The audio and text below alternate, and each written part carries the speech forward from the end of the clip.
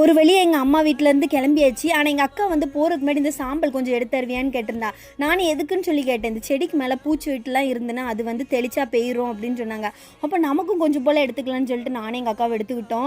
ஆனால் இன்றைக்கி வந்து நான் எங்கள் சின்ன அண்ணன் எங்கள் அக்கா எல்லோரும் இருந்தோம். எங்கள் அண்ணன் மூத்த அண்ணன் மட்டும் இல்லையா. அப்போ அவனுக்கு ஃபோன் போட்டு கூப்பிட்டு பார்த்தேன். அவன் இங்கே தான் ஒர்க் பண்ணுறான். சரி அண்ணே வாரியா அப்படின்னு தான் சொல்லி கூப்பிட்டேன். அதுலேயும் பலரசம் வாங்கிட்டு வாரியான்னு கேட்டேன். உடனே வாங்கிட்டு வந்துட்டான். உடனே எங்கள் 4 பேரும் சேர்ந்துருந்து நல்லா கதெல்லாம் விட்டுட்டு பலரசம் குடிச்சிட்டு அதுக்கப்புறம் எங்கள் அண்ணனும் கிளம்பிட்டான். மூத்த அண்ணனும் எங்கள் சின்ன அண்ணன் என்னை கொண்டு போய் வீட்டில் விடுறேன்னு சொல்லியிருந்தான். நானும் அக்கா அண்ணி எல்லாரும் சேர்ந்து காரில் கிளம்பி அப்படியே வர வெளில பார்த்தோன்னா இந்த ஆவாரம் பூ நல்லா பூத்து குலுங்கிட்டு இருந்துச்சு. ஆனால் அடிக்கிற வெயிலுக்கு இது மட்டும் எப்படி தான் உயிரோடு இருக்குன்னு எனக்கு தெரியல. அப்புறம் இந்த ஆவாரம் பூ இலை எல்லாம் பறிச்சிட்டு வந்தேன். இது வந்து ஸ்கின்னுக்கு போட்டால் ரொம்ப நல்லா இருக்குன்னு சொல்லி கேள்விப்பட்டேன். அதனால் அதையும் பறிச்சிட்டு வந்தாச்சு.